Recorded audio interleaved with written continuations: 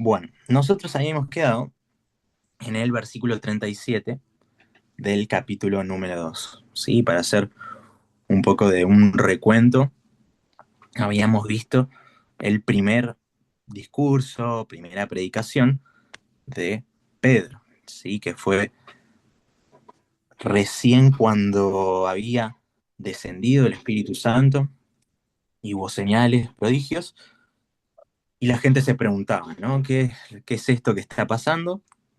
Y ahí se levanta Pedro y empieza a explicar mediante la palabra lo que había acontecido y sobre todo poniendo el énfasis en qué es lo que había hecho Jesús, ¿no? En la vida y obra de Jesús. Ese iba a ser el centro de las predicaciones y ese va a ser también el centro de todas las predicaciones o discursos eh, que se van a hacer después y sobre todo Pedro, ¿no? Entonces vimos que después de eso eh, había esto de que se compungieron de corazón, ¿no? Que les dolió de alguna manera el corazón. eh, y entonces hicieron una pregunta, ¿no? Una pregunta que en realidad es la que deberíamos nosotros buscar constantemente, ¿sí? Que sería, ¿qué haremos? O sea, ¿qué vamos a hacer con esta predicación, ¿no? Porque el Evangelio, en esencia, es una verdad, ¿sí? Su etimología quiere decir una buena noticia, ¿ok? Pero es una proclamación, ¿sí? El Evangelio es una proclamación. No es en sí mismo algo que hay que hacer, sino que es una noticia que después vemos si tenemos que, si creemos en esa noticia o no. Pero es una noticia, ¿sí? En esencia el Evangelio es una noticia. Si nosotros decimos el Evangelio es tener que hacer esto, esto y esto, estamos mal, porque el Evangelio no es una serie de cosas para hacer, es un mensaje que se proclama. Ahora, ellos tuvieron el corazón correcto, ¿no? Que es compungirse de corazón. Ojo, no quiere decir que siempre que alguien se convierte, necesariamente tiene que haber como un movimiento emocional, ¿sí? No siempre el Evangelio llega de manera emocional, pero acá se dice que se compungieron de corazón y dijeron, bueno, ¿qué tenemos que hacer con todo esto que nos predica Pedro? Entonces miren los que les dicen. Primeramente, arrepentíos, ¿sí? Ya empezamos con los dibujitos. Arrepentíos, bautícese cada uno de vosotros en el nombre de Jesucristo para perdón de los pecados y recibiréis el don del Espíritu Santo. Ahora, fíjense cómo hay una cosa clave que hace a la respuesta del Evangelio, ¿sí? Sin la cual no puede haber salvación, ¿sí? El arrepentimiento por sí mismo tiene que ver con un cambio de la mente, ¿sí? Que es la metanoia, es el cambio de mente. Entonces el arrepentimiento involucra una aceptación de la mente para cambiar nuestra voluntad, ¿ok? Es un cambio de la mente para cambiar nuestra voluntad. ¿Cuál es nuestra voluntad? Cuando no estamos arrepentidos, es inclinarnos hacia el mal. Esa es nuestra voluntad, eso es lo que nosotros queremos hacer. Pero cuando tenemos un cambio de mente, cuando nos encontramos con el Evangelio, entonces pensamos las cosas bien, se transforma nuestra mente, entonces caminamos en una nueva dirección, ¿sí? Entonces eso, en primer lugar, el arrepentimiento. Dos, el bautismo. Y fíjense que dice, cada uno de vosotros, en el nombre de Jesucristo, para perdón de pecados. Ahora, quiero concentrarme primero en el nombre. Cuando nosotros vemos en toda la escritura que se habla de el nombre de, no es solamente que nos bautizamos en el nombre de Jesús como decimos cualquier nombre.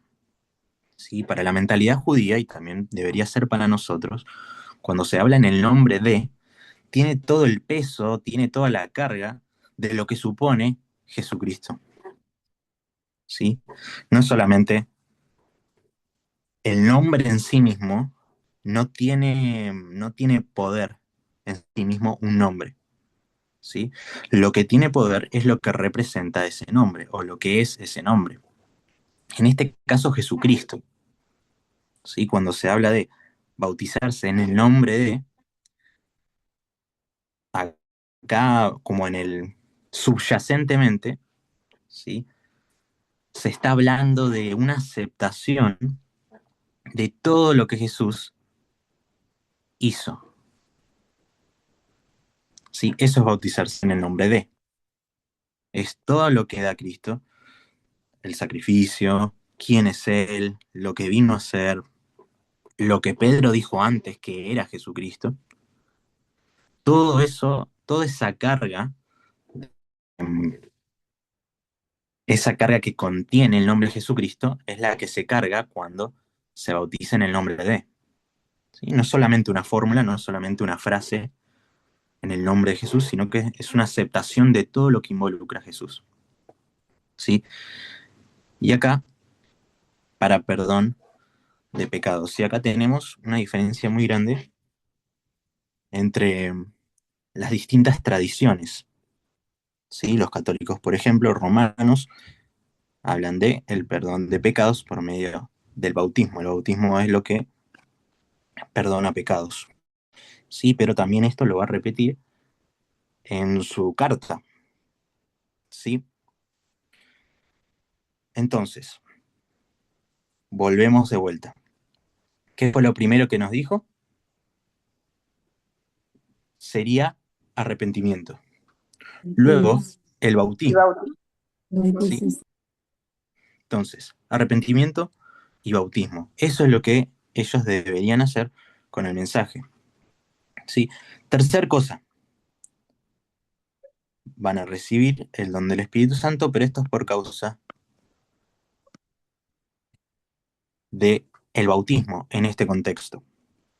Entonces, arrepentimiento, bautismo, y por causa de todo eso, van a recibir el don del Espíritu Santo. Y acá el don no está hablando de el don como lo pensamos nosotros, como el don de lenguas, el don de esto, el don de lo otro, ¿sí? Sino que habla del Espíritu Santo como un don, que es en realidad este don, es el Espíritu Santo mismo, es el don de Dios para nosotros, ¿sí? Es el regalo que Dios tiene para nosotros, el Espíritu Santo. Pero no podemos tener ese don del Espíritu Santo, o sea, no podemos tener el Espíritu Santo en nosotros si no nos arrepentimos, ¿sí? Que va a ser el encadenante para todo lo otro, ¿ok? Entonces todo esto va a ser clave para que nosotros entendamos cómo va a pensar Pedro la salvación. Va a pensar en un arrepentimiento, va a pensar en el bautismo, va a pensar en recibir el Espíritu Santo.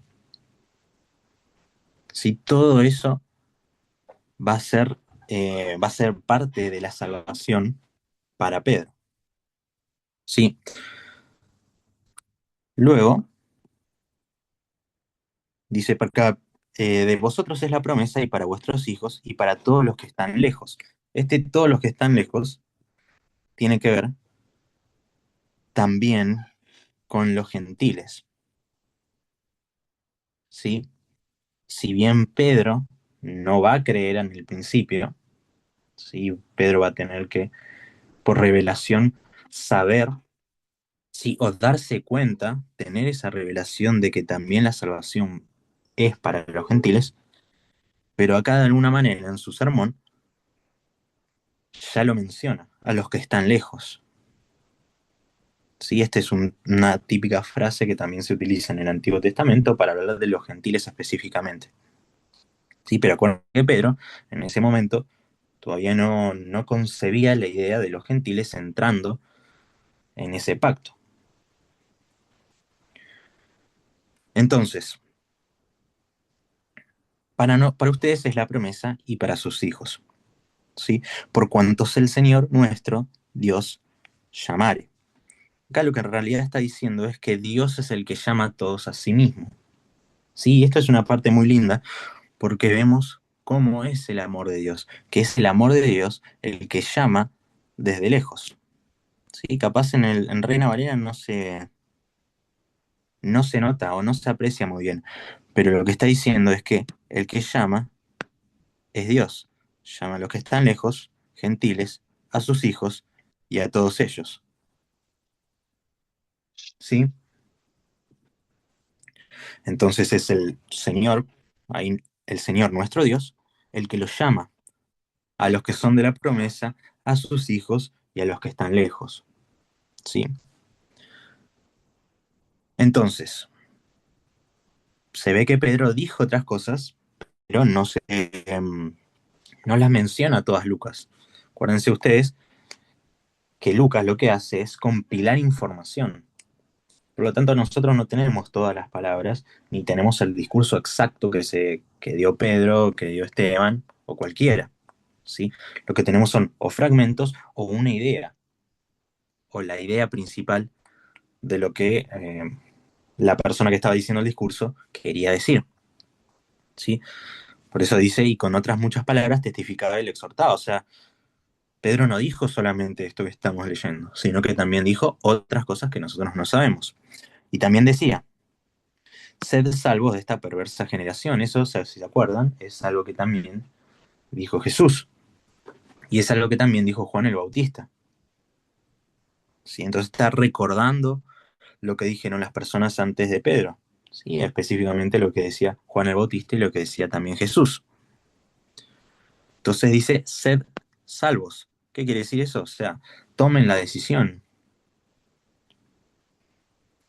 Tomen la decisión de ser salvos en esta perversa generación.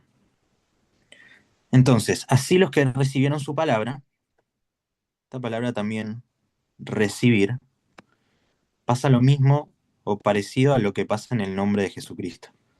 ¿Sí? A veces pensamos en la palabra recibir como, bueno, yo estoy en mi casa y recibo un pedido de comida, ¿no?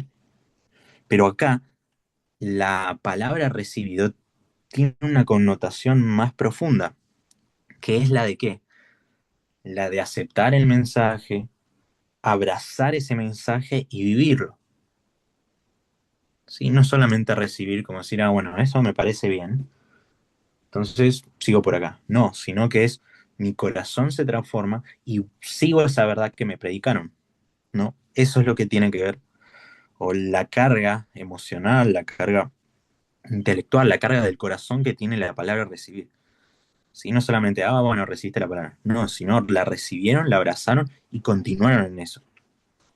Entonces, los que recibieron su palabra, ¿sí? Esto es el Evangelio y todo lo que predicó antes Pedro, fueron bautizados y se añadieron aquel día como 3.000 personas.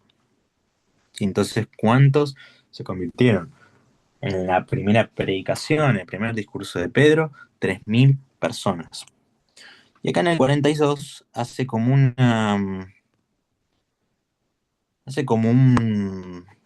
un cierre de esta sección, de la primera predicación de Pedro, y dice cómo vivían, ¿sí?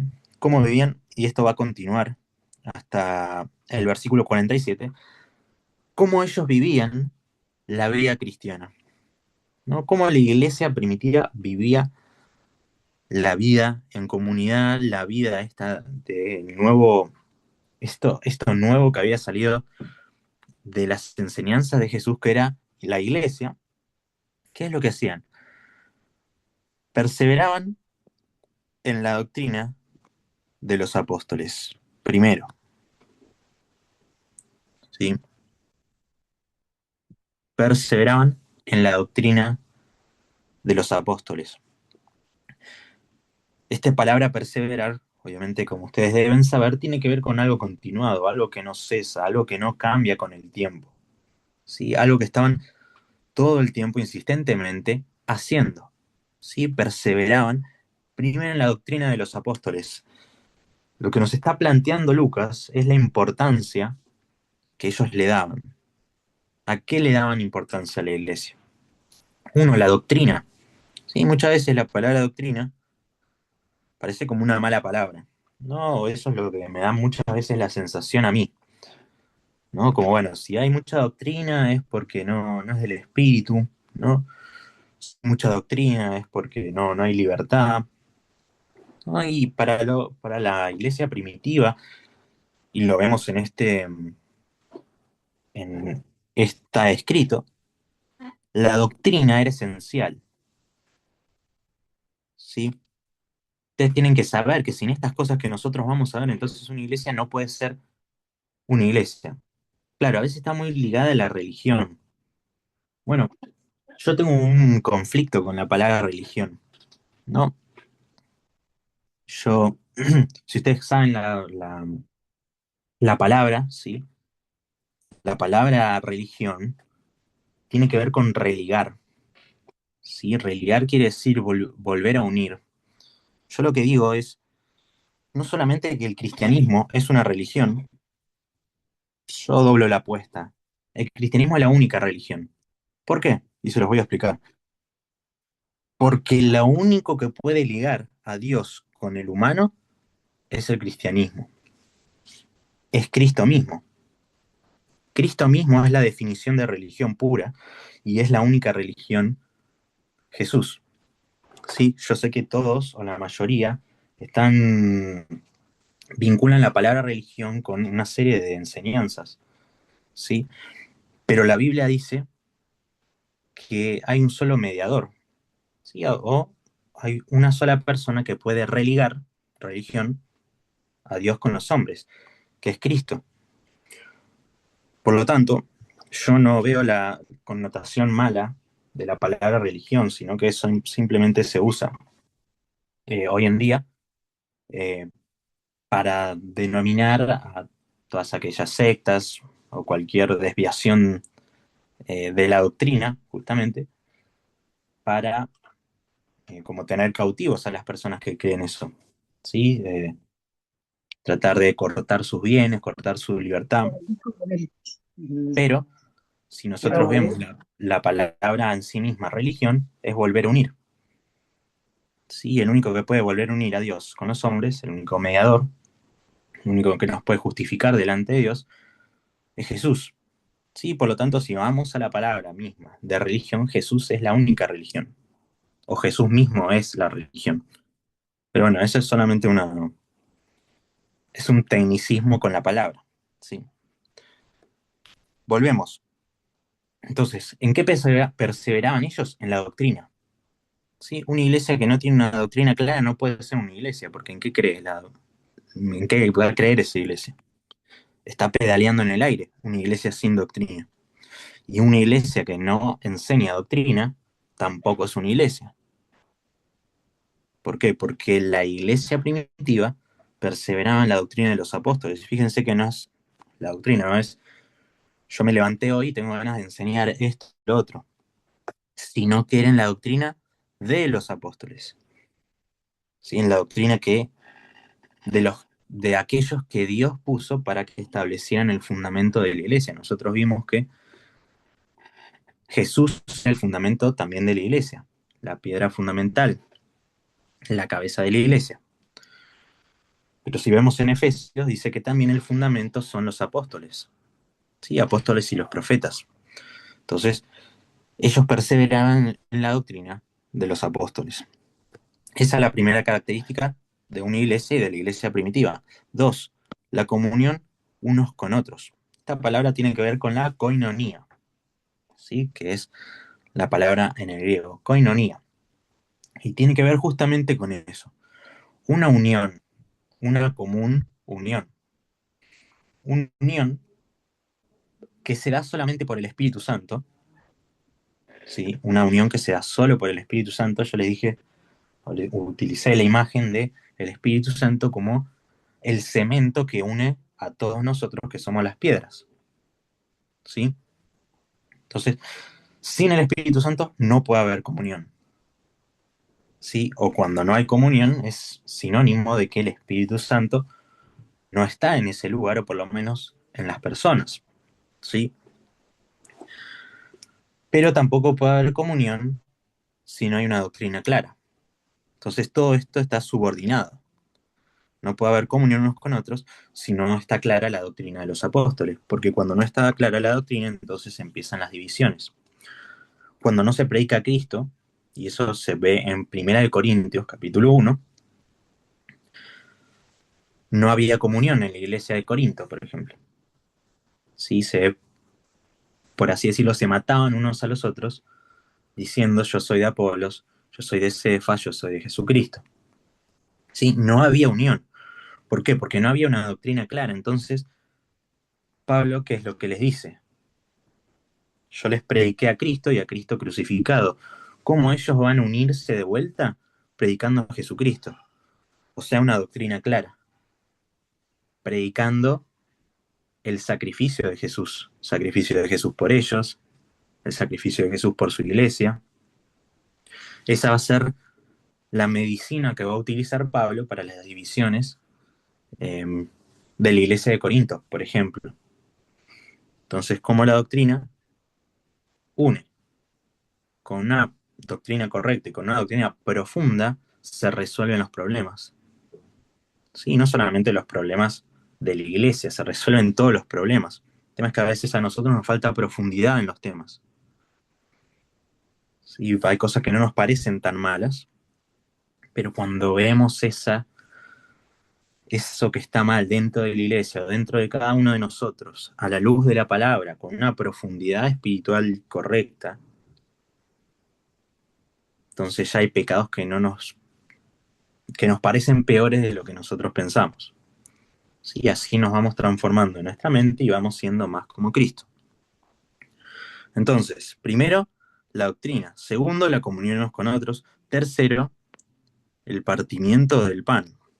Y cuando se habla de partimiento del pan, no siempre, en todo hechos, pero normalmente se está hablando de lo que nosotros llamamos Santa Cena, ¿sí? Y de que lo que nosotros vamos a hablar en esta materia lo vamos a llamar como Eucaristía. ¿Por qué? Porque si ustedes ven cualquier libro de texto, ¿sí?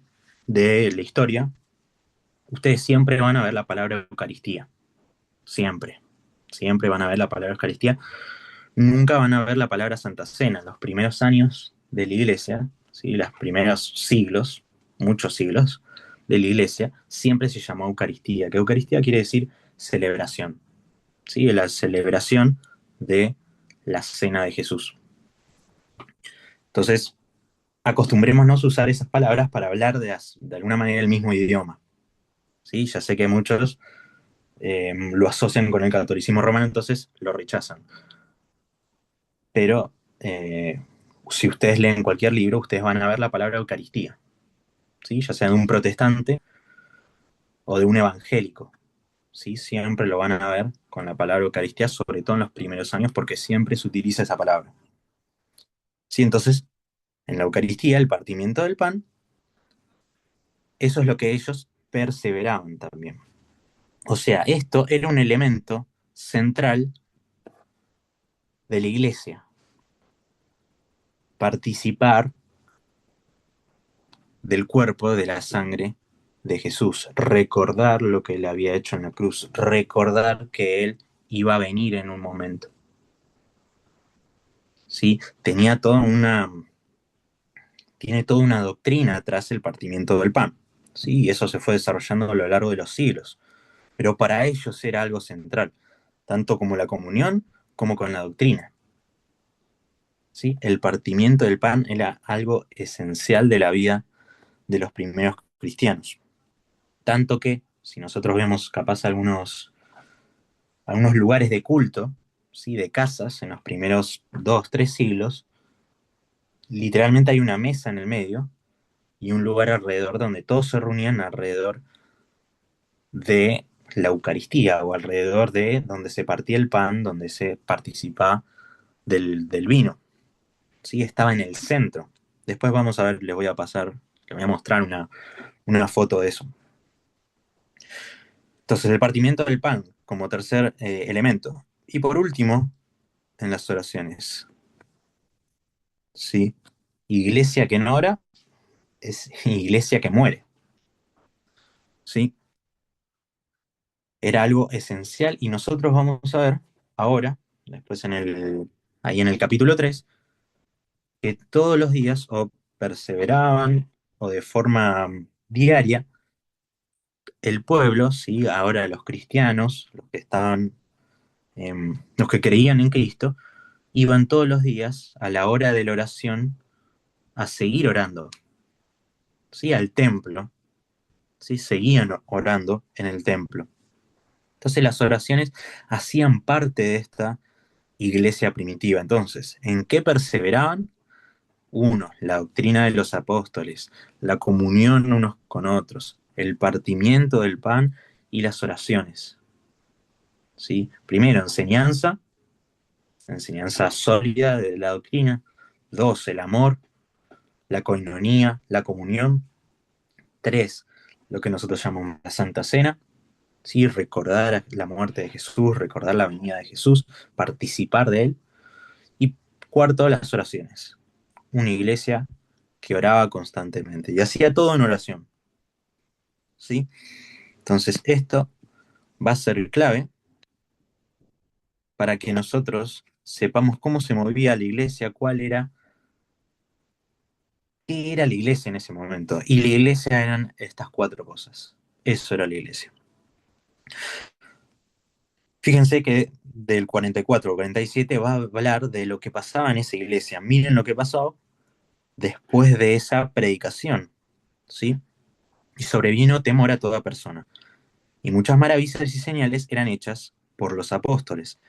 ¿Sí? Era una iglesia que se caracterizaba por los maravillas y señales. ¿Se acuerdan que yo les dije que normalmente no se habla de milagros?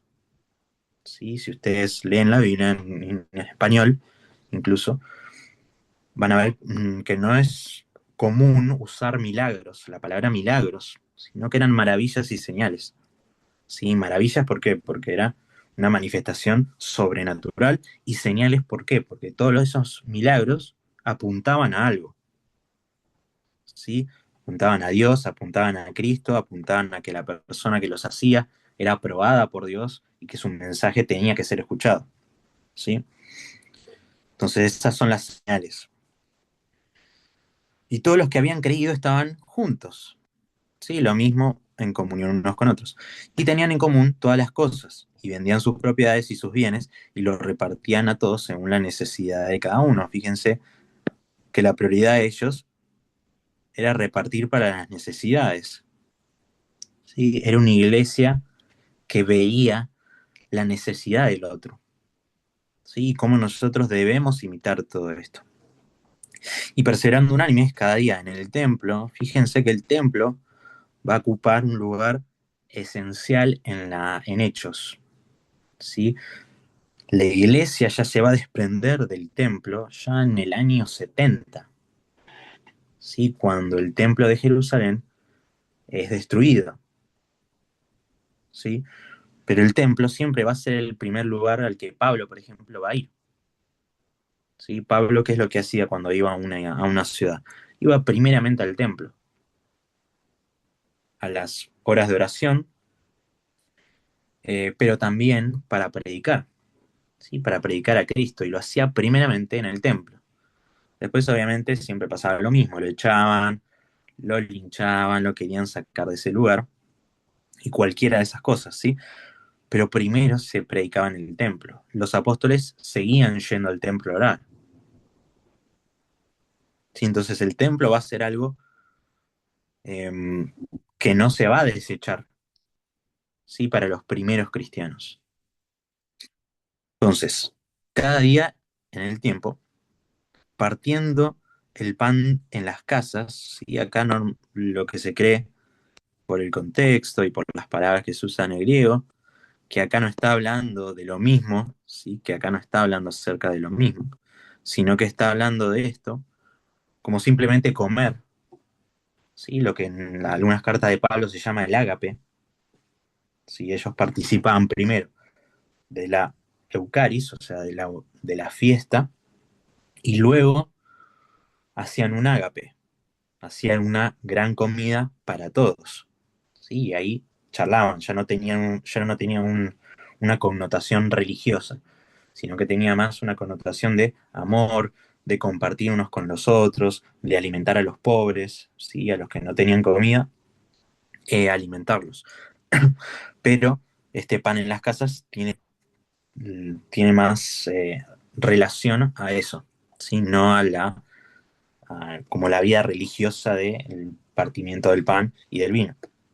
Y dice, comían juntos con alegría y sencillez de corazón, alabando a Dios, teniendo favor con todo el pueblo, y el Señor añadía cada día a la iglesia los que habían de ser salvos. Dos aclaraciones con respecto a eso. Fíjense que dice alabando, ¿no? Si bien en el Nuevo Testamento solamente hay tres versículos para la iglesia que unen música, ¿sí? O alabanza con la iglesia, ¿sí? Hay muy poco acerca de la música en el Nuevo Testamento, de la música y la iglesia. ¿Sí? Es prácticamente, como les digo, tres versículos nada más se habla de la música, pero fíjense que acá tenía un componente clave.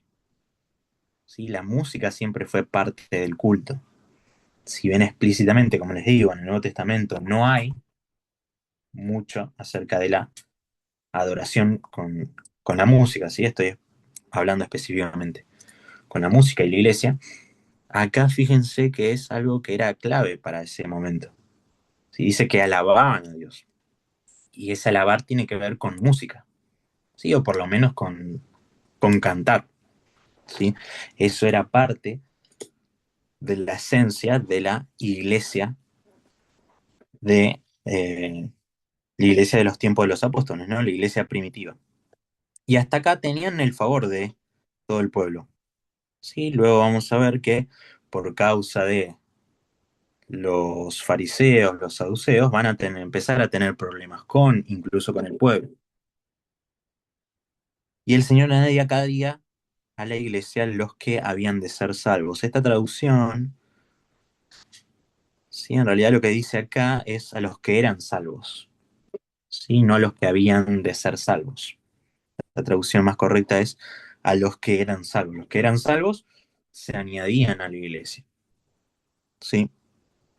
Eso eh, como un aviso, ¿no? Acuérdense que todas las traducciones, por más buenas que sean, pueden tener un error de traducción, ¿sí?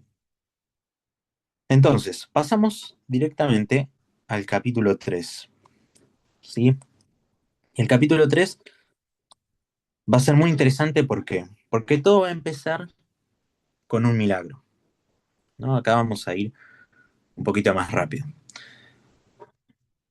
Los personajes principales van a ser Pedro y Juan,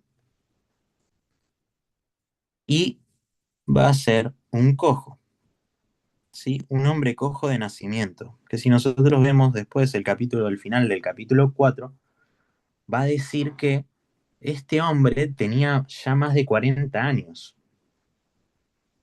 ¿Sí? Si nosotros se lo voy a mostrar. Versículo 22, ¿sí? Ya que el hombre en quien se había hecho este milagro de sanidad tenía más de 40 años. Por lo tanto, ustedes tienen que imaginarse, ¿no? Ponerse en situación. Había un hombre que nunca había caminado en su vida. ¿Sí? El hombre nunca había caminado en su vida. Era cojo de nacimiento. No sabía lo que era dar 2 pasos para salir, ¿sí? No sabía lo que era caminar directamente. Pedro y Juan dice que suben juntos al templo a la hora novena. Acuérdense, la costumbre de los judíos, que hoy, por ejemplo, la tienen los musulmanes, que es a ciertas horas o determinadas horas del día orar. ¿Sí? Esto es la hora novena, que sería la hora de... eh, vamos a contar. Las 3 de la tarde. Las 3 Las de la 3 de tarde. la tarde. Exactamente. Serían las 3 de la tarde, la hora novena. Entonces, tenían los judíos ciertos horarios para la oración. Y fíjense que ahí aparece el tercer personaje de nuestra historia, que es el hombre cojo de nacimiento. Entonces, ¿qué dice la escritura? Versículo 4: Pedro, con Juan, fijando en él los ojos, le dijo, míranos. Entonces él les estuvo atento, esperando recibir de ellos algo. Mas Pedro dijo, no tengo plata ni oro, pero lo que tengo te doy. En el nombre de Jesucristo de Nazaret, levante y anda. Entonces, pongámonos de vuelta en situación. Acuérdense que Pedro y Juan son personas que hace 60 días, ¿sí? Más de 50,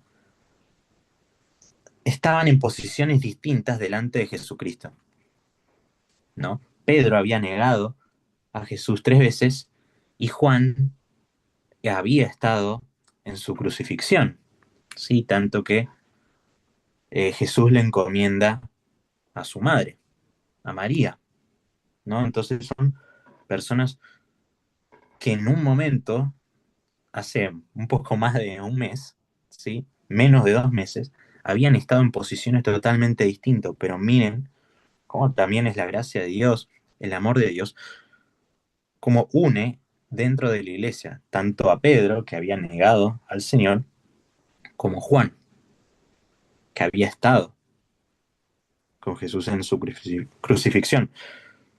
Eso como a modo de que nosotros reflexionemos, ¿no?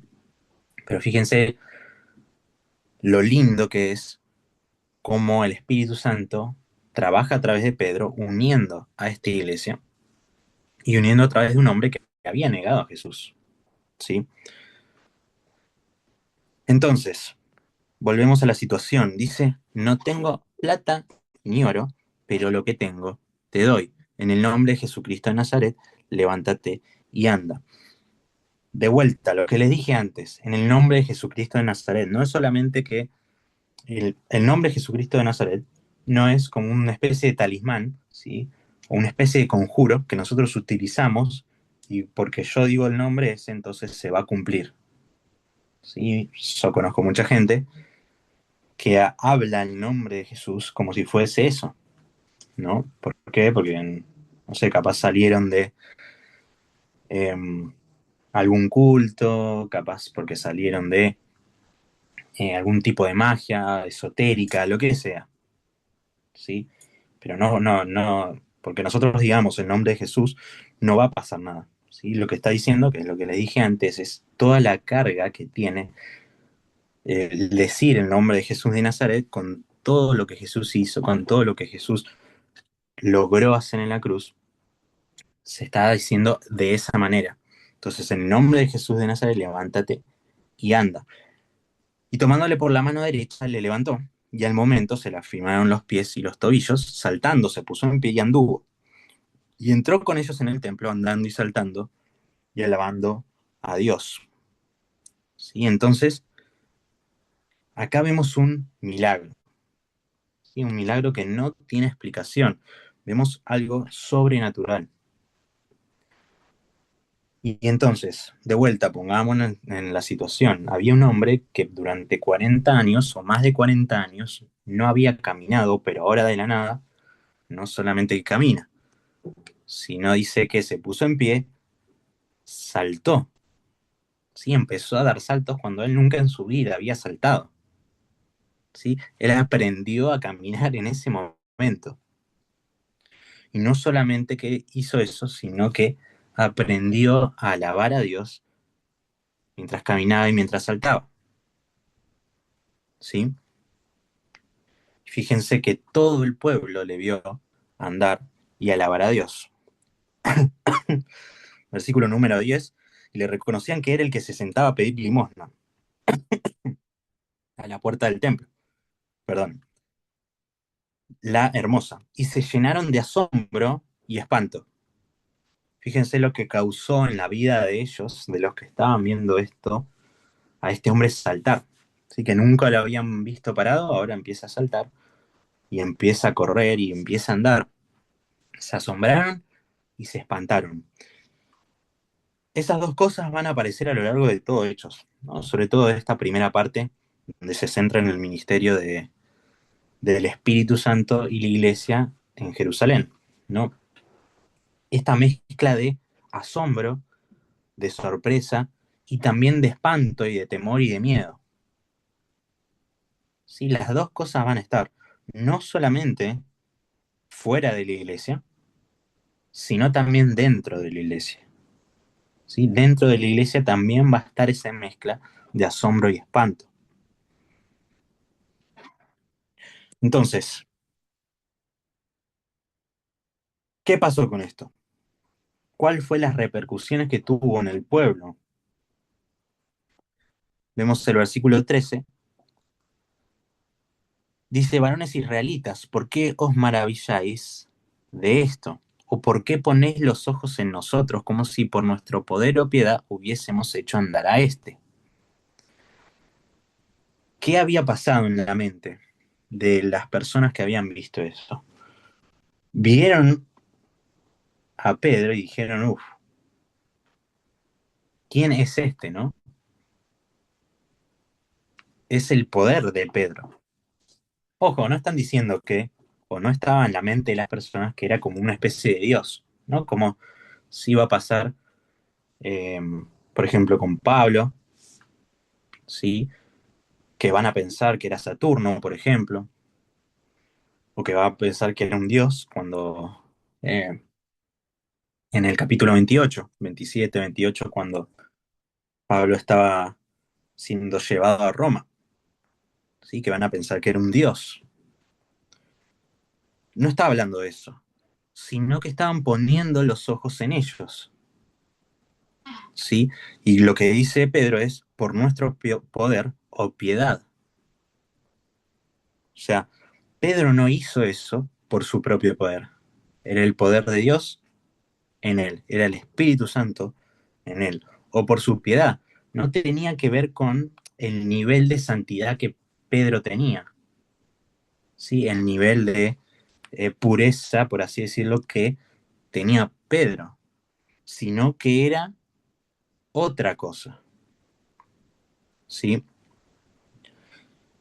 Y eso le va a dar el pie ahora a Pedro para predicar, ¿sí? Y acá vamos a ver el segundo, ¿sí? El segundo discurso, que normalmente se llama el discurso del Pórtico de Salomón, ¿sí? Y acá vamos a ver distintas cosas, pero todo va a ir relacionado a Jesucristo, ¿sí? De la misma manera que vimos en el primer sermón, en el primer discurso, va a ser cristocéntrico, ¿sí? Va a ser Cristo el centro del mensaje. La sanidad, por así decirlo, va a ser una excusa para predicar a Jesús, ¿sí? El centro no es la sanidad, ¿sí? La sanidad es un recurso para predicar a Cristo, ¿no? Y eso también nos debería enseñar a nosotros por qué hacemos las cosas, ¿no? A veces nosotros queremos milagro de sanidad solamente para decir, bueno, lloré y se salvó, lloré y se sanó. Pero Pedro no tiene en mente eso. Pedro va más allá y dice, esta sanidad, ¿para qué la puedo usar? La tengo que usar para predicar a Cristo. Y ahora vamos a pasar al sermón, o al segundo sermón de Pedro, el sermón del Pórtico de Salomón. Sí, y va a recurrir a Dios. Y va a hacer una serie de contrastes, que ahora se los voy a marcar, y lo van a ver más claro, pero va a haber una serie de contrastes. ¿Sí? Dice, el Dios de Abraham, de Isaac y de Jacob, el Dios de nuestros padres, ha glorificado a su Hijo Jesús. ¿Sí? Entonces, Dios, sí, el Dios de sus padres, glorificó a Jesús. Primero, a quien vosotros entregasteis y negaste delante de Pilato, cuando éste había resuelto ponerle en libertad. Mas vosotros negasteis al santo y al justo, y pedisteis que se os diera a un homicida. Y matasteis al autor de la vida, a quien Dios ha resucitado de los muertos, de los cuales nosotros somos testigos. Me voy a quedar ahí. Y van a ver que esto va a ser el resumen de toda la predicación en realidad de Pedro, ¿no? Una presentación de Jesús, una presentación de su pecado y cómo nosotros podemos ser salvos. ¿Sí? Esa siempre va a ser la estructura que va a tener Pedro. Pero miren los contrastes. Dios glorificó. Acá, en Reina Valera, no está. Pero si ustedes ven otras versiones que van a utilizar manuscritos más antiguos, va a decir a su siervo, ¿sí? A su siervo. A su siervo Jesucristo, ¿sí? O a su siervo Jesús. Lo va a presentar a esta nueva cantidad de gente, ¿sí? Gente nueva que no había escuchado de Jesús capaz, se los va a presentar como siervo. ¿Por qué? Porque a lo largo de toda esta disertación, a lo largo de todo este discurso, su objetivo, su mente, va a ser esta, que ellos miren a Jesús como el cumplimiento del siervo en el Antiguo Testamento, específicamente en Isaías, ¿sí? En donde se profetizaba que iba a haber un siervo, sobre todo en Isaías 53, que iba a haber un siervo que iba a sufrir, ¿sí? Un siervo que iba a padecer. Eso va a ser como la tónica o va a ser la, lo que va a encubrir todo este sermón. La figura de Cristo Jesús como el siervo profetizado en el Antiguo Testamento de que iba a padecer. ¿Sí? Entonces, si ustedes quieren ver, yo tengo anotadas un par de citas en donde se presenta eh, un siervo, ¿sí? Sobre todo en Isaías 53. Ustedes lo pueden ver en Isaías 42, 1, 49, 3, 50, 10, 52, 13 y finalmente 53, 11. Donde ustedes ven un siervo profetizado en el Antiguo Testamento, todo esto de Isaías, ¿sí? Y va a tener en mente eso, ¿no? El siervo Jesús. Y vamos a ver los contrastes. Por un lado, Dios. Por un lado, Dios glorifica a Jesús.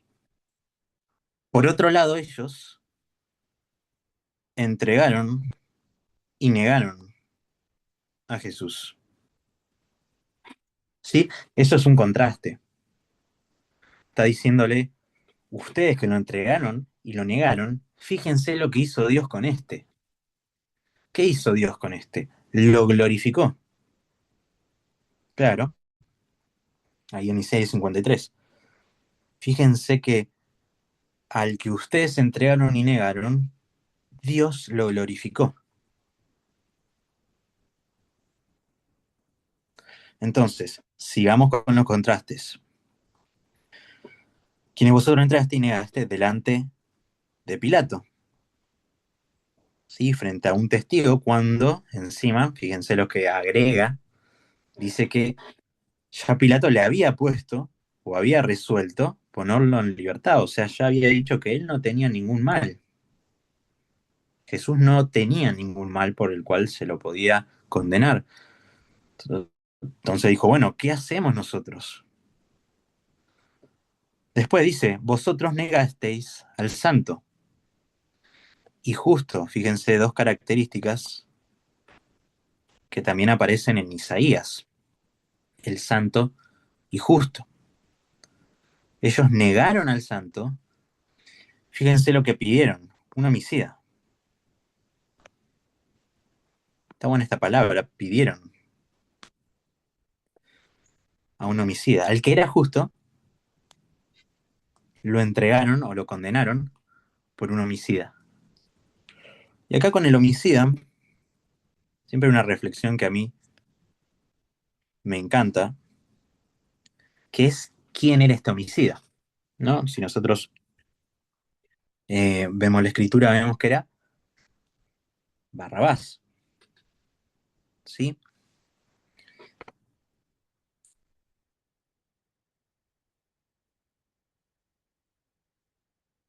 En el hebreo es Bar Abba,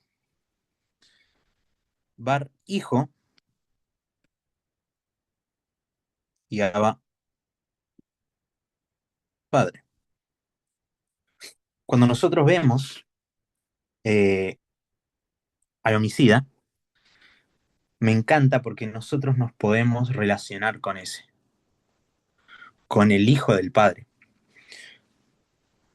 Fíjense cómo esa, esa imagen de Cristo siendo reemplazado por un homicida nos identifica a todos nosotros, ¿no? Y uno puede decir, bueno, pero yo no maté a nadie, ¿no? Es lo mismo que dicen los ateos, o sea, yo no hago nada malo. Entonces, ¿qué es lo que nos está presentando Barrabás? Nos está presentando a nosotros. Nosotros somos como Barrabás, que nosotros deberíamos haber muerto en esa cruz, pero Cristo nos sustituye.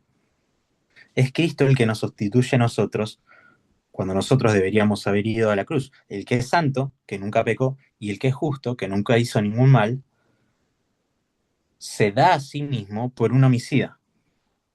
Porque acuérdense, nadie me quita la vida, sino que yo la doy. ¿Sí? Jesús no fue justo una serie de cosas que resultó en la cruz, sino que él decidió ir a la cruz.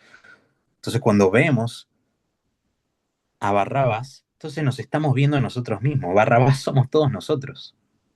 Y eso es algo que a mí me rompe la cabeza, ¿no? Porque claro, nosotros no nos vemos tan malos como un homicida, pero cuando nosotros vemos nuestro pecado a la luz de la cruz y cuando vemos nuestro pecado a la luz de Dios, de su santidad, entonces como homicidas nos quedamos cortos con esa palabra. Somos peores en realidad. Y eso es lo que les está tratando de mostrar. Ese es el contraste que nosotros debemos ver. Al que es homicida, al que debería caerle todo el peso de la justicia, no le cayó, fue libre. En cambio, ¿quién fue el que fue en su lugar? El santo y el justo, el perfecto y el que no había cometido pecado. Ese es el contraste. Otro, que este es el más tremendo, que es mataron al autor de la vida. Es como una imposibilidad lógica. O sea, mataron al que da vida. Cuando nosotros vemos esta declaración, es una declaración de la deidad de Jesús. Sí, creo que es la más clara de estos primeros años de la iglesia. Acuérdense, el único que puede dar vida o que da vida es Dios. Y si Jesús es el autor de la vida, entonces Jesús tiene que ser Dios. Sí, es algo lógico, pero tenemos que pensarlo, ¿no? ¿Cómo veía Pedro a Jesús? Como el autor de la vida. ¿Y qué les dice que ellos mataron? Contraste. El que da vida, ellos decidieron matarlo. Y esos son los contrastes. Y fíjense lo que dice después. A quien Dios ha resucitado de los muertos, del cual nosotros somos testigos.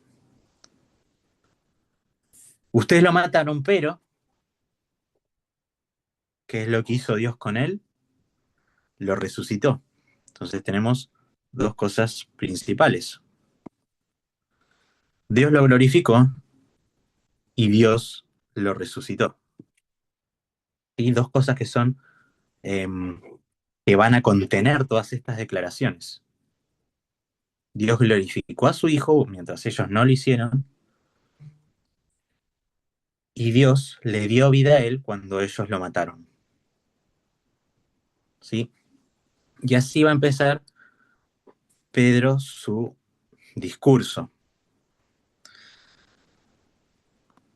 Pero les va a dar también, no les va a dar solamente todo ese sermón y los va a matar, por así decirlo, con su prédica, sino que les va a dar como un refrigerio. Sí, dice, y por la fe en su nombre, a este que vosotros veis y conocéis, le ha confirmado su nombre. ¿Sí? De vuelta, acuérdense del nombre, es toda la carga que viene con él. Y la fe que es por él ha dado a este esta completa sanidad en presencia de todos vosotros. Fíjense, no fue Pedro el que le dio sanidad, ni con su palabra, ni con su poder. Fue Dios mismo, Jesucristo mismo, el que por la fe en él, fe, fe, tuvo completa sanidad. Sí, esa va a ser la clave de Pedro para que ellos también experimenten, por así decirlo, ese poder. ¿Cómo se obtiene ese poder? Se obtiene mediante la fe. Fe en su nombre. ¿Sí? Y esto fe en su nombre es algo que también pasa cuando nosotros vemos la historia de Abraham y la vemos después descrita en Hebreos. ¿Sí? Hebreos nos menciona que, lo mismo que habla del Antiguo Testamento, de que Dios, cuando se apareció a Abraham, le dio una promesa, bendiciones, buenas noches. Eh, ¿Qué es lo que le prometió Dios a Abraham? Le prometió una descendencia y bendiciones. Y dice la palabra que Abraham confió en Dios y le fue contado por justicia. ¿Sí? Esa fe que tuvo en Dios se le contó como justicia. Y fíjense este detalle. Abraham no es que confió en lo que Dios le había dicho per se, sino que él confió en la persona de Dios. Y como creyó en la persona de Dios, dijo, bueno, este es Dios, me dice la verdad. Y por causa de eso confió en la promesa. ¿Sí? Es una distinción técnica creer en lo que Dios dice a creer en Dios mismo. Sí, es algo técnico, pero es muy clave para que nosotros entendamos bien qué quiere decir fe o qué es la fe en sí mismo. Fe no es creer que algo va a pasar, ¿sí? Porque Dios me lo prometió. Es creer en la persona de Dios. Y porque yo creo en Dios, entonces sé lo que Él me dice es verdadero. ¿Sí? No creo simplemente en lo que Él me dice. Creo en la persona de Dios. Y porque creo en la persona de Dios, creo en lo que Él me dice. ¿Por qué? Porque nosotros podemos creer en las palabras que dice la Biblia, pero no creer en Dios. ¿Sí? Porque yo puedo creer que en el final de los tiempos va a haber un juicio, pero eso no me salva. Sí, lo que me salva es creer en Dios, y como creo en Dios, entonces voy a creer que en el final de los tiempos va a haber un juicio. ¿Sí? Por eso dice fe en su nombre. Como nosotros somos salvos, como nosotros tenemos ese don del Espíritu Santo por tener fe en su nombre, tener fe en Cristo. No solamente en lo que hace Cristo, no solamente en lo que dice Cristo, sino en la persona de Cristo en sí mismo. Obviamente esto algo muy técnico, pero para profundizar en nuestra fe tenemos que profundizar en Cristo, en qué es lo importante. Entonces, seguimos por fe en su nombre a este, ¿sí? Hablando del que recién había sido curado, que vosotros veis y conocéis, le ha confirmado su nombre, el nombre de Dios, ¿sí? El nombre de Cristo. Y la fe que es por él, él se está refiriendo a Jesús, ha dado a esta completa sanidad en presencia de todos vosotros. ¿Sí? Y ahí es como cierra esta primera parte. ¿Sí? Como cierra, como dije, primero mostrando la vida, obra de Jesús, predicando a Jesús, y luego cómo nosotros podemos ser salvos por medio de la fe. Ahora, va a ir una segunda sección, en donde qué es lo que va a hacer Pedro va a recurrir a la escritura. ¿Sí? Dice más, ahora hermanos, sé que por ignorancia lo habéis hecho, como también vuestros gobernantes, pero Dios ha cumplido así lo que había antes anunciado por boca de todos sus profetas, que su Cristo había de padecer. Acuérdense que yo les dije de Isaías, sobre todo Isaías 53. Está llevando de vuelta a memoria lo que hizo al principio, a ese Jesús como el siervo sufriente, que había de padecer.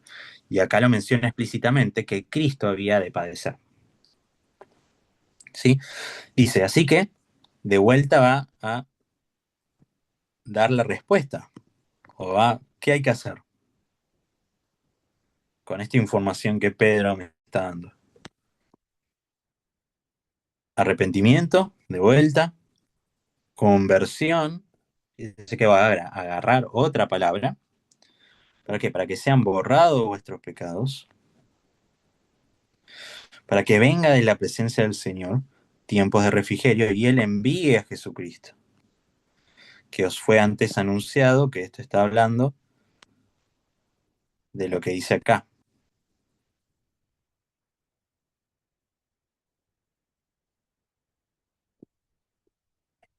¿Sí? Entonces Pedro dice, este Cristo fue anunciado por los profetas, no les estoy diciendo algo nuevo, fue algo que fue predicado a lo largo de todo el Antiguo Testamento. Por lo tanto, ustedes tienen que arrepentirse de lo que hicieron, de matar a Jesús. Tienen que convertirse. Y esta palabra convertirse tiene que ver de vuelta con este cambio de mentalidad y con este cambio de vida. ¿Para qué? Para que sean borrados nuestros pecados. Nuestros pecados no pueden ser borrados si nosotros no nos arrepentimos. ¿Sí? Para eso necesitamos el arrepentimiento, para que nuestros pecados sean borrados. De vuelta, para que venga del Señor tiempos de refrigerio. De vuelta, profecías de Isaías. ¿Sí? Tiempos de refrigerio y Él envía a Jesucristo. Fíjense que el tiempo de refrigerio, ¿quién es? Es el Señor Jesús. Jesús es el tiempo de refrigerio del Señor. ¿Sí? Y de vuelta, que fue antes anunciado. A quien de cierto es necesario que el cielo reciba, fíjense que acá está la doctrina de la ascensión, hasta los últimos tiempos de la restauración de todas las cosas, ¿sí? Hasta el tiempo de restauración. Le está hablando de la segunda venida, que habló Dios por boca de los santos profetas que han sido desde tiempo antiguo. Entonces, le está predicando el Evangelio.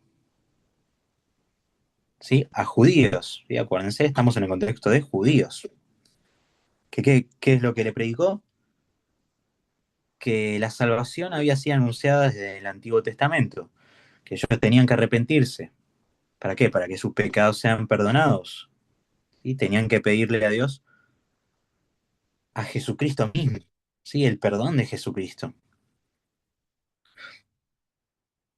Y que ese Jesucristo había ascendido y que iba a volver. ¿Sí? Ahora estaba en el cielo, le reciba en los cielos, hasta el tiempo de la restauración de todas las cosas. Y que todo esto estaba contenido en la escritura. ¿Sí? Y así va a presentar el argumento Pedro de la escritura. ¿Sí? Y ahora va a seguir, pero ahora va a ir con Moisés. Dice Moisés, dijo a los padres, el Señor vuestro Dios os levantará profeta entre vosotros hermanos, como a mí. A él oiréis en todas las cosas que os hable. Y toda alma que no oiga a aquel profeta será desarraigada del pueblo. Ahora, fíjense que eso tiene que ver con Deuteronomio 18. ¿Qué es lo que había dicho Moisés? Que Dios iba a levantar un profeta, ¿sí? Y a él lo tenían que oír. Todas las cosas. Está hablando de Jesucristo, ¿sí? Deuteronomio 18 habla de Jesús. ¿Sí? Ya desde Deuteronomio, Pedro nos está diciendo que Jesús aparece, y obviamente no de forma corpórea, sino que aparece en la narrativa de redención en Deuteronomio. Moisés de alguna manera vio a Jesús y dijo, lo tienen que seguir a él. Y si ustedes se acuerdan, también Moisés es uno que apareció en el monte de la transfiguración, ¿sí? Y en el monte de transfiguración es donde también se escucha la voz que dice, a él oiréis, ¿sí? Entonces vean cómo está todo conectado. Moisés estaba hablando de Jesús. En el monte de la transfiguración que está Moisés, aparece la voz de vuelta. Pero acá está presentado Jesús como un profeta. ¿Sí? Acuérdense que Jesús tiene en sí mismo lo que se llama los tres oficios. ¿Sí? Como profeta, como rey y como sacerdote. ¿Sí? Profeta, rey y sacerdote. Son los tres oficios que habla la Escritura, el Nuevo Testamento, acerca de Jesús. ¿Sí? Como profeta, como rey y como sacerdote. Acá lo tiene en base a la profecía de Moisés como un profeta. Pero un profeta que todas las cosas que él diga tenían que oír. ¿Sí? Todo lo que hable tenía que oír. Pero el que no lo escucha va a ser desarraigado. Sí, y ese desarraigado obviamente tiene que ver con condenación. Y va a proseguir con el argumento. Y todos los profetas, desde Samuel, sí, ahí obviamente está hablando del canon hebreo, en donde los profetas empiezan con Samuel, en adelante, cuantos han hablado, también han anunciado estos días. ¿Sí? Cristo fue profetizado en el Antiguo Testamento. Es todo el argumento que va a desarrollar Pedro. Vosotros sois los hijos de los profetas y del pacto que Dios hizo con nuestros padres, diciendo a Abraham. Fíjense que acá va a estar Abraham. Entonces Moisés, va a estar Samuel, va a estar Abraham, estuvo Isaías antes. ¿Sí? En tus simientes serán benditas todas las familias de la tierra. A vosotros primeramente, Dios, habiendo levantado a su Hijo, lo envió para que os bendijese, a fin de que cada uno se convierta de su maldad. Cuando está hablando de Abraham, ¿sí? De Abraham, está hablando de que de su simiente van a ser benditas. ¿Quién es la bendición? Es Cristo enviado a nosotros. La bendición la bendición que Dios le dio a Abraham es que iba a mandar a Jesús. ¿Sí? Y ahí lo dice muy claro, lo envió para que os bendijese. En tu simiente serán benditas todas las familias de la tierra. Dios envió a su Hijo para que los bendijese. ¿Cómo fueron benditas todas las familias de la tierra? Por medio de la bendición de Dios que es Jesucristo. ¿Sí? Y ahí cierra el sermón. ¿Sí? No sin antes decir, ¿cómo podemos ser salvos? Convirtiéndonos de nuestra maldad. Fíjense cómo es como muy redondo este discurso eh, de Pedro. Sí, habla de esos contrastes entre lo que hicieron ellos, lo que hizo Dios, habla de la escritura. Sí, dice, bueno, Moisés dijo esto, Isaías dijo esto, Samuel y los profetas dijeron esto, Abraham dijo esto finalmente, ¿sí? Y todos estos hablaron de un siervo que iba a ser mandado, que iba a sufrir. Hablaron de un profeta que fue enviado. Habló de una bendición que iba a venir de parte de Dios. Quien es todo esto, la suma de todas estas cosas que vimos, es Jesucristo. ¿Sí? Por eso Jesús dice en el Evangelio de Juan, ustedes no quieren ver las escrituras, pero en ellas tienen la vida. ¿Sí? Porque ellas hablan de mí. las escrituras hablan de mí. Eso es lo que dice constantemente Jesús en el Evangelio de Juan. Sí, y acá Pedro está diciendo eso. Está diciendo lo que Moisés dijo de Jesús, lo que los profetas dijeron de Samuel, lo que Isaías dijo de Jesús, lo que Abraham dijo de Jesús. ¿Sí? Todas estas profecías hablan de Jesús. ¿Para qué? Para que nos convirtamos de la maldad y lo siguiésemos a Él. ¿Sí? Y de esa manera termina este primer sermón. Y vamos a ver las repercusiones ahora. ¿Sí? Capítulo 4. Dice, hablando ellos al pueblo, vinieron sobre ellos los sacerdotes con el jefe de la guardia del templo y los saduceos. Fíjense que acá aparece un personaje con una doctrina particular. ¿Sí? Los saduceos. ¿Qué creían ellos? O mejor dicho, ¿qué no creían? No creían en la resurrección. ¿Sí? Por eso ellos actuaron, por eso ellos se sobresaltaron. ¿Por qué? Porque anunció, fíjense, denunciasen en Jesús la resurrección de entre los muertos. Los saduceos no creían en la, en la resurrección de los muertos. Por lo tanto, que escucharon esto y dijeron, bueno, ya lo vamos a agarrar a este porque está diciendo cosas que no son, ¿sí? Doctrinas cerradas. Entonces ahí se exacerbaron los saduceos. Fíjense que acá menciona, Lucas hace como una aclaración y dice que habían oído la palabra, muchos creyeron, ¿no? Creyeron en la predicación de Pedro y el número de los varones era como 5.000. 3.000 antes, 5.000 ahora. ¿Sí? Por lo tanto, sabemos que por lo menos, ¿sí? Por lo menos, o como mínimo, 5.000 más 3 más los 120 que estaban en el principio, ¿no? Entonces eh, eran un montón, ¿sí? Eran seguramente más de 7.000 personas. Y acuérdense que acá dice explícitamente varones, ¿no? Por lo tanto, seguramente las familias siguieron al varón. Entonces sabemos que eran más de 7.000. Pero ya podemos ver que hasta este punto de la historia eran más de 7.000 cristianos. ¿Sí? 7.000, más de 7.000 personas que creían en Jesús. Entonces, eh, los saduceos se enojaron, ¿sí? Particularmente los saduceos, y los aprendieron.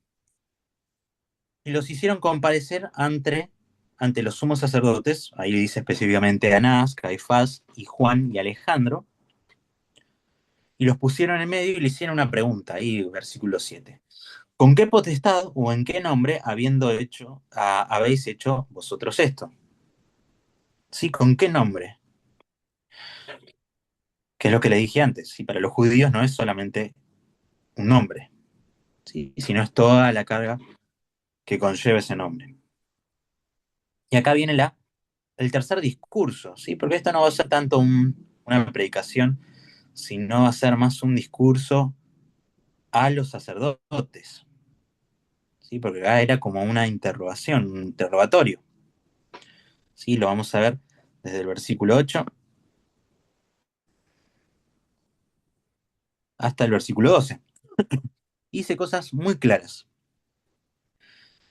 Gobernantes del pueblo y ancianos de Israel. Puesto que hoy se nos interroga acerca del beneficio, fíjense que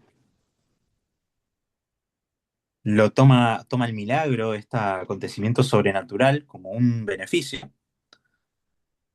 que de esta manera, de, de que de esta manera, este haya sido sanado, sea notorio a todos vosotros y a todo el pueblo de Israel que, en el nombre de Jesucristo en Nazaret de vuelta, a quien vosotros, de vuelta, el Pedro que no tenía pelos en la lengua, a quien vosotros crucificasteis, a quien Dios resucitó de los muertos.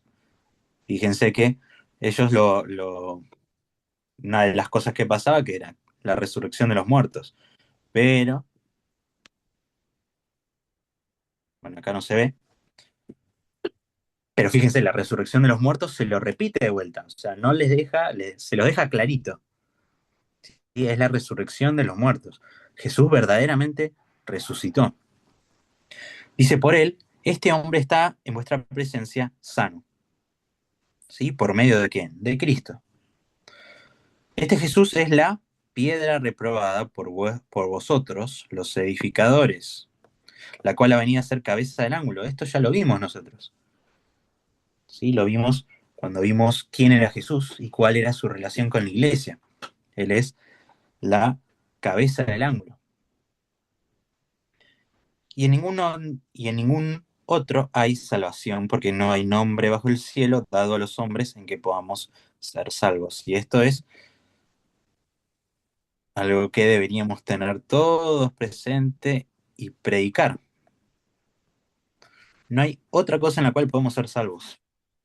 No existe buena acción, no existe ninguna otra religión, no existe ninguna otra manera, no existe hacer buenas acciones, no hay nada que sirva para que nosotros podamos ser salvos. Y esa va a ser la predicación de Pedro a estos sumos sacerdotes, ¿sí? A esta junta, como dice, de gobernantes del pueblo y ancianos, ¿sí?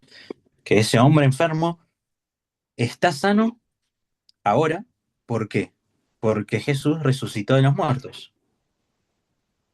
Simplemente porque Jesús está vivo, entonces este hombre fue sano.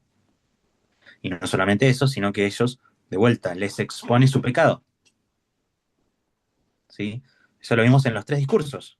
Expone el pecado de su audiencia. No oculta el pecado. No lo trata de manera linda para que ellos no se ofendan. Todo lo contrario, se los expone y les dice, ustedes pecaron en esto. Pero de vuelta, tiene salvación. ¿Cuál es la salvación? El nombre de Jesucristo. Jesucristo mismo es la salvación que ellos tienen. ¿Sí? Entonces no hay otro. En ningún otro hay salvación, solamente en Jesucristo. ¿Sí? Fíjense cómo pequeña predicación es muy clara. Seguimos. Fíjense que Pedro y Juan estaban juntos, ¿sí? Pero siempre habla Pedro. Siempre el que va a tomar la palabra va a ser Pedro. Sabiendo que era un hombre sin letra y del vulgo, se maravillaban. O sea, eran hombres que no deberían tener conocimiento de las escrituras o no deberían tener conocimiento profundo teológico. Sin embargo, ellos se maravillaban y les reconocían que habían estado con Jesús. Seguramente todas esas personas habían escuchado las enseñanzas de Jesús. Incluso Jesús predicó, ¿sí? Por lo tanto, ellos conocían las enseñanzas de Jesús. Pero no podían decir nada, ¿sí? No podían decir nada en su contra. Entonces, ¿qué es lo que dijeron ellos? ¿Qué haremos con este hombre? ¿Sí? ¿Qué haremos con estos hombres? Porque de cierto señal manifiesta ha sido hecho por ellos, notoria a todos los que moran en Jerusalén, y no lo podemos negar. Sin embargo, fíjense, pónganse en la mente de ellos. Si ustedes no quieren que predique más, ustedes no quieren que cierto grupo de personas se enseñe. Pero lo que hicieron estas personas es tremendo. Y es muy notorio. Lo sabe todo el pueblo. Había visto a ese hombre durante 40 años, desde que nació, sin poder pararse. Y ahora de la nada lo ven parado y lo ven saltando. Entonces, ¿qué es lo que ellos dijeron? Amenacémosle para que no hablen de aquí en adelante a hombre alguno en este nombre, ¿sí? En el nombre de Jesús. Y llamándolos les intimaron que en ninguna manera hablasen ni enseñasen en el nombre de Jesús, ¿sí? Ni hablasen ni enseñasen. Mas Pedro y Juan respondieron diciéndole, fíjense la última parte, juzgad si es justo delante de Dios obedecer a vosotros antes que a Dios, porque no podemos dejar de decir lo que hemos visto y oído. Eso, si ustedes se acuerdan, las cartas, Primera de Juan lo dice varias veces. ¿Sí? Lo que hemos visto, lo que hemos oído, esto hablamos, ¿sí? O esto les predicamos, esto le enseñamos. Primera de Juan eh, va a tener esta sección de lo que vimos y lo que vimos constantemente. Entonces, ellos amenazaron a estas personas y a Pedro y a Juan de que no predicasen más en ese nombre y tampoco que enseñen. Sí, esta fue la reacción primera de los judíos. A lo largo de todo Hechos, vamos a ver que eso se va a ir intensificando, ¿no? Al principio no había tanta pelea, sí, pero ya empezamos a ver acá los primeros intentos de acallar, ¿sí? El mensaje de Dios, el Evangelio. Vamos a empezar a ver que de a poco se iban a ir levantando y que de a poco iba a subir la intensidad y la violencia. Sí, primero vamos a ver que eh, primero los advirtieron. Ahora si ustedes ven, eh, si vamos, a medida que vamos siguiendo, van a ver que ya los empezaron a azotar. Y cuando ya llegamos a Esteban, ya va a haber un asesinato. ¿Sí? Entonces va a haber una progresión eh, acerca de la violencia. ¿Sí? De a poco va a ir más violenta la cosa, se va a ir violentando, va a crecer la violencia ante este grupo de personas que predicaban a Jesucristo. Entonces, dice la palabra que ellos volvieron, ¿no? Pedro y Juan les contaron todo lo que les aconteció, ¿no? Las amenazas que ellos recibieron y cómo responde el pueblo de Dios, cómo responden los hijos de Dios, cómo responde la iglesia ante la persecución. Fíjense cómo empezaron. Versículo 24. Y ellos, habiéndolo oído, alzaron unánimes la voz a Dios. Lo primero que hicieron cuando escucharon todo lo que le pasó a Pedro y a Juan, ¿qué hizo? Oraron, ¿sí? Lo pusieron en oración conjunta, como, como, como amigos, como familia, ¿sí? Nosotros vimos que en qué perseveraban, en la comunión unos con otros, ¿sí? Y en las oraciones, y acá lo ponen todos juntos, ¿sí? Oraron, alzaron unánimes la voz a Dios, dijeron, y quiero que nosotros veamos cómo se comportaron, qué es lo que ellos dijeron ante la persecución. Soberano Señor, tú eres el Dios que hiciste el cielo y la tierra, el mar y todo lo que en ellos hay. Es como si ellos tuviesen no les importara, ¿no? Fíjense la mente de una iglesia que está bien enfocada. Su enfoque no es en las situaciones, es en Dios. Su enfoque no es, uy, qué mal, me está pasando esto. Sí, reprendemos todo espíritu contrario a no sé qué. Y seguimos y ahí tenemos en todas las oraciones que podemos escuchar. Su mente, su corazón está enfocada en quién es Dios. ¿Sí? No solamente en Dios, sino en quién es Dios. Primera cosa que dice, soberano. Uf. Todos decimos que Dios es soberano, pero a ninguno le gusta que Dios sea soberano. ¿Sí? ¿Por qué? Porque cuando viene la persecución, cuando vienen las aflicciones, no sé si en esta clase la vimos o si los vi con los de tercero, pero que lo clave que es sufrir, ¿sí? Lo necesario que es para el cristiano que sufra por el Evangelio, por las aflicciones. Sí, pero acá de alguna manera están abrazando la idea de que todas estas persecuciones son por soberanía de Dios. O sea, Dios es soberano en todo eso. Y si Él lo permite, es por algo. ¿Sí? Fíjense cómo su oración muestra la visión que ellos tienen de Dios y de su circunstancia. Ellos no reprenden la circunstancia, no, abrazan la circunstancia, abrazan esa persecución. ¿Sí? Y no lo vamos a ver solamente ahora, lo vamos a ver después, en donde incluso dicen que ellos estaban gozosos por ser considerados dignos de ser afligidos. ¿Sí? Entonces, tú eres el Dios que hiciste el cielo, la tierra, el mar y todo lo que en esos hay. Que por boca de tu siervo David dijiste, ¿por qué se amotinan la gente si los pueblos piensan cosas vanas? Se reunieron los reyes de la tierra y los príncipes se juntaron en uno contra el Señor y su Cristo. ¿Sí? Este es el Salmo 2, que este es un salmo mesiánico. ¿Sí? Y amo este Salmo 2, el Salmo 1 y el 2, porque el Salmo 1 te habla de cómo leer salmos, básicamente. ¿Sí? El Salmo 1 te habla de cómo leer los salmos y el Salmo 2 te habla de Jesús. ¿Sí? Entonces, ¿cuál es el fin del libro de Salmos? Es mostrar cómo hay que vivir y mostrarte a Cristo. ¿Sí? Por eso me encanta el Salmo 2.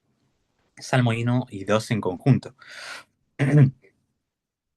Pero en ese Salmo 2 está diciendo que las gentes se reunieron contra el Señor. Sí, acá está hablando de Señor como el Padre y contra su Cristo como dos personas distintas. ¿Sí? O sea, Dios el Padre y contra su Hijo. Cuando nosotros estamos en contra del Hijo, entonces estamos en contra del Padre. Si ustedes leen todo el Salmo 2, ustedes van a entender muy bien. Y a la luz de esto, de que es un salmo mesiánico, tiene mucha belleza el Salmo 2. Ahora, ¿cómo oró? Sí, volvemos de vuelta a la misma situación. ¿Sí? ¿Cómo oró la iglesia primitiva? ¿Qué es lo que le dio importancia? A la soberanía de Dios, primero. ¿Sí? ¿Quién es Dios? El centro de la oración de esta iglesia es Dios mismo. Ahora es Jesucristo. ¿Quién es Jesús? ¿Sí? Y ahora vamos a la otra sección. Dice, porque verdaderamente se unieron en esta ciudad contra tu santo Hijo Jesús, a quien ungiste, Herodes y Poncio Pilato, con los gentiles y el pueblo de Israel. Fíjense todos los culpables. Herodes, Poncio Pilato, los gentiles, el pueblo de Israel. No hay nadie que se salve.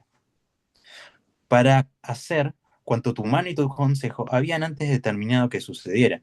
De vuelta, la soberanía de Dios. ¿Sí? Ellos dicen sí, verdaderamente todos estos se unieron contra Jesús, pero esto ya estaba en tu mano, en tu consejo, ya se había determinado que sucediese esto. Y de vuelta, su mente, su corazón va hacia la persona de Dios, o sea, ¿quién es Dios verdaderamente? Y ahora, Señor, fíjense, de vuelta, después de que hizo todo eso, después de que oraron de esa manera, después de que oraron las escrituras, ¿sí?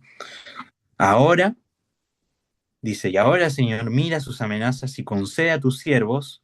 Fíjense qué es lo importante para ellos, de vuelta. ¿Que se acaben las persecuciones? No, que con todo de nuevo hablen tu palabra. ¿Qué es lo que a ellos les importaba? ¿Las persecuciones? No. ¿Qué le importaba? ¿Que haya más gente? No.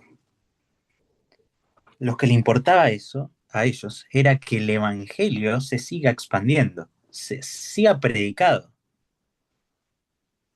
¿sí? Que no se corte en las persecuciones, sino que por medio de esas persecuciones pueda pueda seguir expandiéndose, cumpliendo así la voluntad de Jesucristo.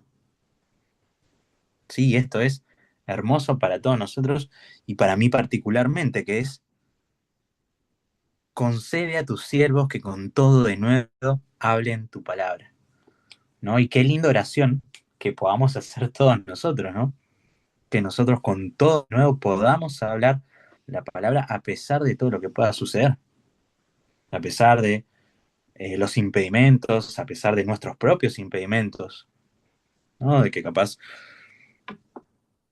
no sabemos cómo hacerlo, no tenemos el conocimiento, no tenemos las herramientas, no hay muchas cosas que no tenemos y no somos capaces de hacer, Dios, que podamos hablar con de nuevo tu palabra. Entonces, versículo 30. Mientras extiendes tu mano para que sean sanidades y señales y prodigios mediante el nombre de tu santo Hijo Jesús. Fíjense, las sanidades y los prodigios son señales, ¿sí? Son medios para que la palabra siga siendo predicada.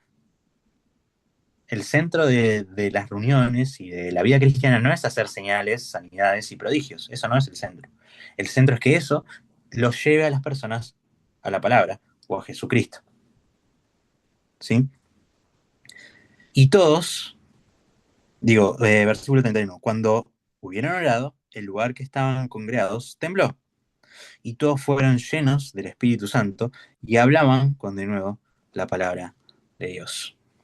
¿Sí? ¿Qué es lo que hace a una persona llena del Espíritu Santo? Va a hablar con de nuevo la palabra de Dios. ¿Sí?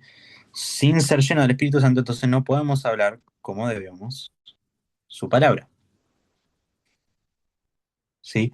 Toda esta oración debería ser deberíamos ponerla en las paredes de todas las iglesias. ¿Sí? ¿Por qué? Porque te muestra cómo oraba la iglesia primitiva. Oraba a Dios, entendiendo quién era Dios, no ignorando quién era Dios, no buscando su propio confort, sus propios placeres. Es queriendo y teniendo en mente que la palabra de Jesús debería ser extendida, de que la palabra pueda correr. Eso, como consecuencia, fueron llenos del Espíritu Santo. Cuando nosotros tenemos la mente correcta, tenemos el espíritu correcto, tenemos las motivaciones correctas, las intenciones correctas, entonces nosotros somos llenos del Espíritu Santo para poder hacerlo.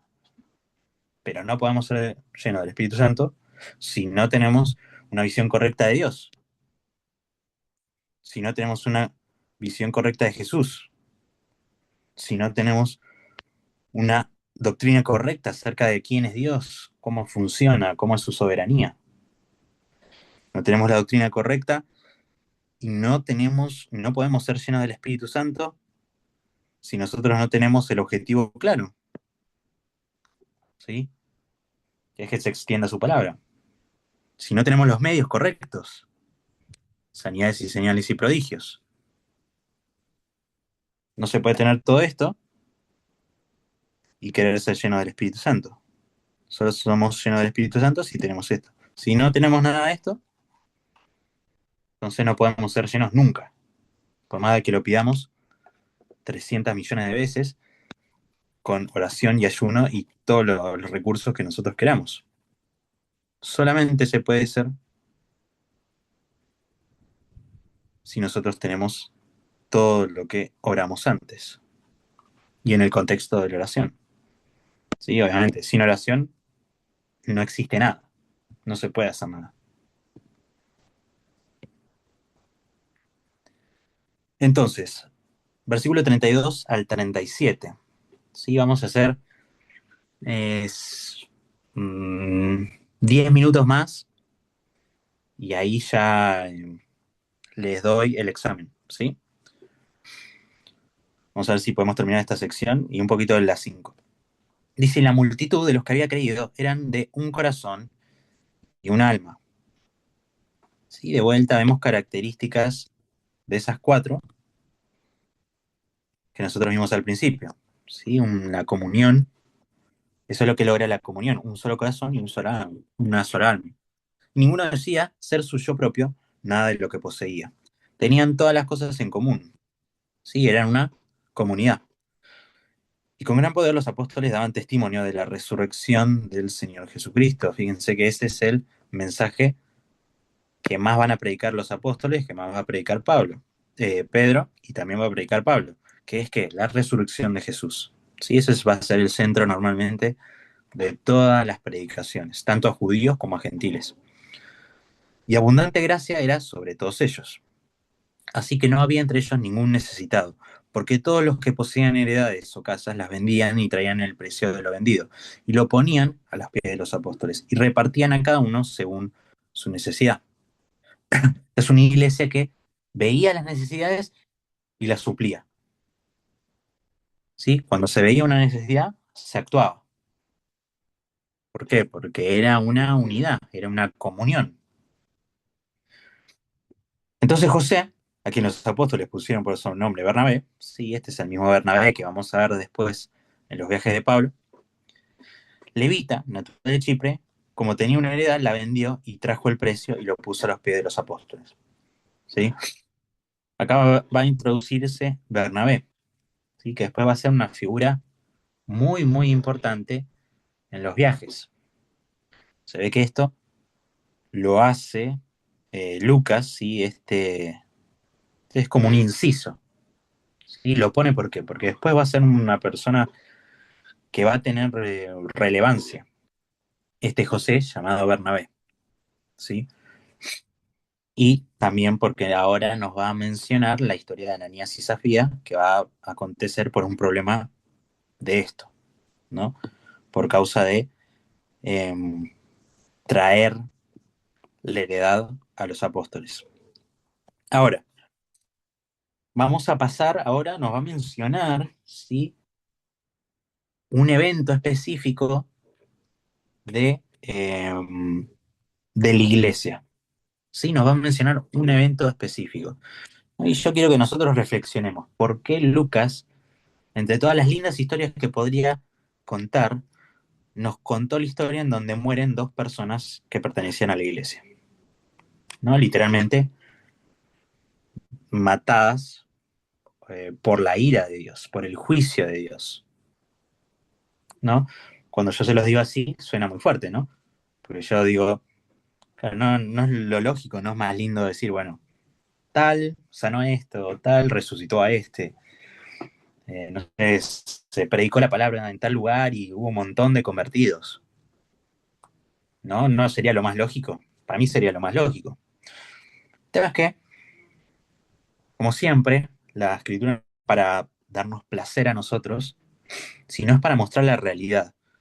¿Sí? Y la realidad es que, de la misma forma en que el pueblo de Israel tenía advertencias para cómo moverse y que no se podía adorar de cualquier manera, no se podía estar en el pueblo de Dios de cualquier manera, dentro de la iglesia se cumple también eso.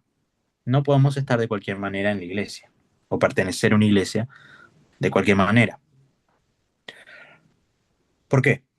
Acá vemos el ejemplo de Ananías y Zafira. ¿No? Acuérdense que lo que nos dijo la última parte del capítulo 4, que era que las posesiones eran vendidas y se daba a los apóstoles para que ellos lo repartieran como quisieran, ¿no?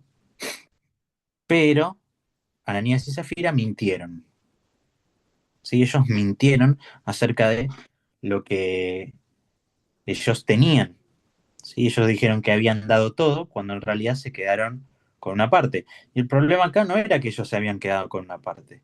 El problema es que ellos habían mentido y habían dicho que ellos habían dado todo, ¿sí? El problema no es un problema de cantidad de plata, es un problema del corazón en donde ellos mintieron, donde ellos que quisieron quedar bien con los apóstoles, en vez de decir la verdad.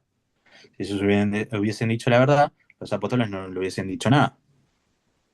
¿Sí? No les habían dicho, no, ustedes están robándole a Dios. No, le habían dicho, bueno, está bien. Pero ellos mintieron. Y ahora vamos a ver lo que dice Pedro, versículo 3. Dice, Ananías, ¿por qué llenó Satanás tu corazón para que mintieses al Espíritu Santo y sustrajeses del precio de la heredad?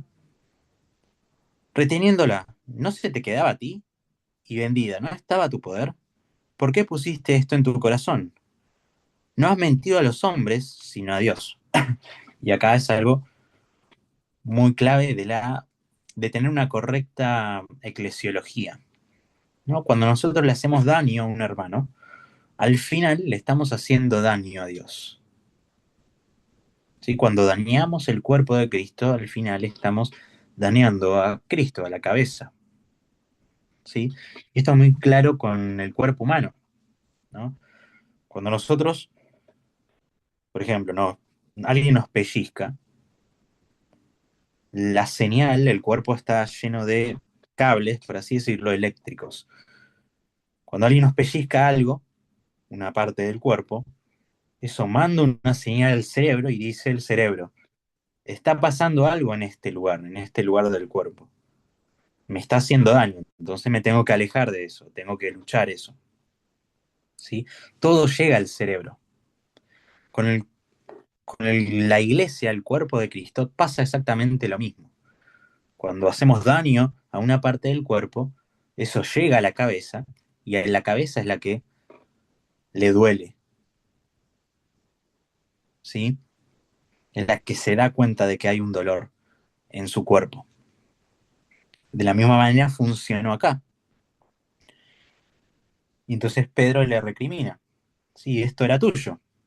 ¿Por qué nos mentiste a nosotros, pero no nos mentiste a nosotros, mentiste a Dios? Al oír Ananías estas palabras cayó y expiró, o sea, murió. Fíjense lo que resultó en un gran temor, ¿sí? Vino un gran temor sobre todos los que lo oyeron. Primero hubo un gran temor sobre los que oyeron esa situación. Después fíjense que lapso de 3 horas entró la mujer y le pasó lo mismo, ¿no? Pero ¿qué pasó ahora? Vino un gran temor sobre toda la iglesia y sobre todos los que oyeron estas cosas. Una iglesia que no tiene temor de Dios no puede ser una verdadera iglesia, ¿sí? ¿Por qué Lucas nos está poniendo este ejemplo? Que también tenemos que notar que el Dios del Nuevo Testamento es igual que el Antiguo Testamento, ¿sí? Dios no cambia, Dios es el mismo y su vida tampoco cambia, ¿sí? Se sigue manifestando contra aquellos que están en contra de él. Y eso pasa también dentro de la iglesia. No nos dice acá si fueron salvos o no, si no fueron salvos, por ejemplo. Porque también la muerte no significa necesariamente, muerte física no significa necesariamente eh, pérdida de la salvación. Si no nos menciona la salvación, simplemente nos dice que los dos murieron. Incluso Pablo nos menciona en Primera de Corintios que hay algunos que mueren porque comen indignamente el cuerpo de Cristo y beben indignamente la sangre de Cristo. Entonces, nosotros no sabemos muy bien, solamente sabemos que Dios manifestó su ira dentro de la iglesia. ¿Para qué? Para que ellos tuvieran temor. Y estas son las cosas que muchas veces nos parecen duras, ¿no? Porque te digo de vuelta, ¿no sería mejor una historia acerca de la conversión de 2000 personas, de 3000 personas, o una sanidad, o una resurrección? Pero no, nos muestra la muerte de 2 personas que asistían a la iglesia, que vendieron lo que tenían, ¿sí? Porque ellos vendieron todo lo que tenían y se lo dieron a los apóstoles. Pero esto es una enseñanza para la iglesia, no de que nosotros tenemos que dar todo y si no damos todo, Dios nos va a matar, ¿sí? No es una cuestión de dinero, es una cuestión de hacer lo correcto en la iglesia, con los hermanos de la iglesia, ¿sí? Y de aceptar de que si nosotros hacemos algo malo, lo estamos haciendo contra Dios mismo, no contra la persona, sino contra Dios mismo. Cuando tenemos un problema con una persona, no tenemos un problema con una persona, tenemos un problema con Dios y todo lo que Él hizo. Entonces, de esta manera, vamos a concluir. Sí, la próxima clase vamos a empezar con el capítulo 5 del versículo 12, ¿sí?